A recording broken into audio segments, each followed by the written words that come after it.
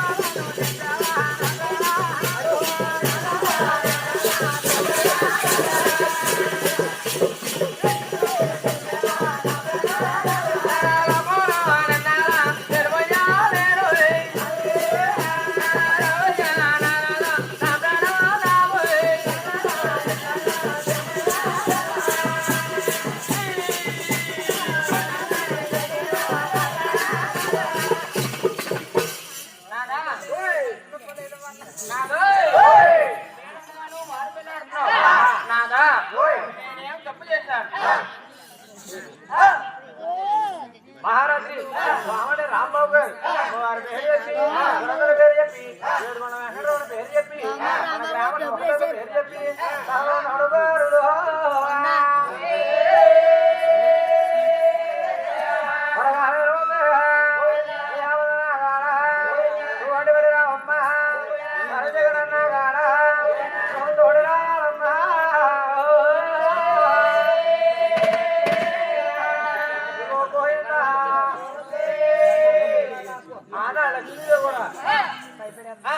ఎప్పుడైతే పెళ్లి రాహెట్టుకొని నాదా ప్రాణేశ్వర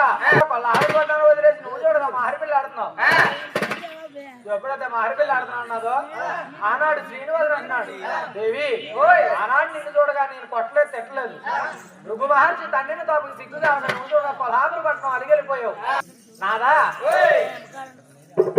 ఇప్పుడుకప్పుడు కూడా నా కాళ్ళకు నా పారాన్ని కూడా ఇంకా ఆరలేదు, కట్టిన తోరణాలు కూడా ఎప్పలేదు నాదా.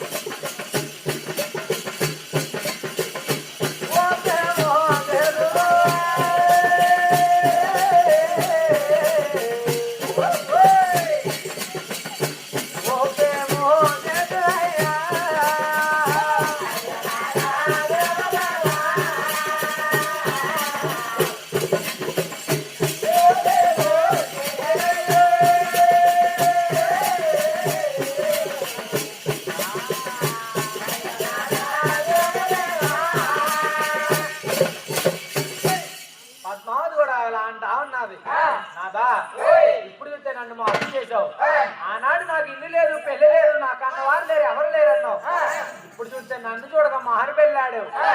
నాదా ముందు చూడగా నరలోకం పడుతుంది నరలోకంలో నవ్వి పడతారు నాదా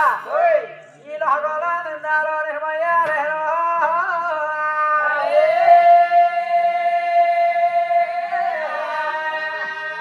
నాదా నీతోటి కాబరమా విజయలేనో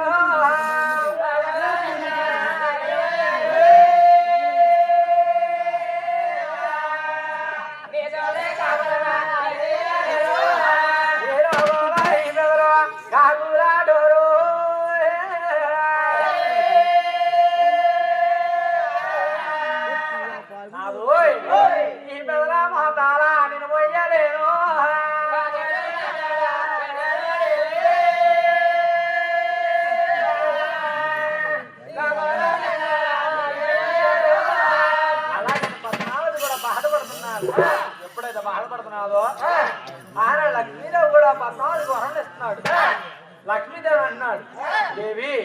నువ్వు చూడగా బాధపడొద్దు నేను చూడగా ముందుగా ఉన్నాడు 7 కొండల్లో వెలసపడతాను 7 కొండల్లో వెలసపడతాను నువ్వు చూడగా ఆడవారు పట్టినాను ఆడవారు మంగాదేవి వినపడతావు నేను చూడగా నిన్ను 7 కొండలు పడవుతాను నిన్ను పెళ్లి ఆడతానని మంగాదేవికి కూడా వరం ఇచ్చాడు ఒక పద్మాదేవికి కూడా దేవి నువ్వు చూడగా బాధపడద్దు నేను చూడగా ముందుగా ఉన్నాడు 7 కొండల్లో వెలసపడతాను నువ్వు కూడా గొలుగొండ పద్మానికి వీణ అంచెల కింద పడతావు నేను కూడా నిన్ను పెళ్ళాడతానని పద్మావతి కూడా వరమించి శ్రీనివాసుడు కూడా శిలారూపం అయిపోయాడు ఇప్పుడైతే శిలారూపం అయ్యాడు వగలాదేమంటుంది బాబు అమ్మా చేస్తామని చెప్పి నేను పెంచి పెద్ద చేసి పెళ్లి చేస్తే నన్ను వదిలేసి వెళ్ళిపోతావా కొడుక నేను చూడగా నీకు అన్యాయం చేయను అమ్మా నేను చూడగా ముందుగా ఉన్నాడు 7 కొండలో వెలసపడతాను నువ్వు చూడగా నా మెడలో పంచిపూల మాలగా మారి నా ముందు అమర జ్యోతి వైపమ్మన్నట్టు పోయిందా తన యొక్క కన్నాదలు కూడా వరమిచ్చి ఆనాడు రమణ బాబు కూడా యహోదర మారుతుండ పోయిందా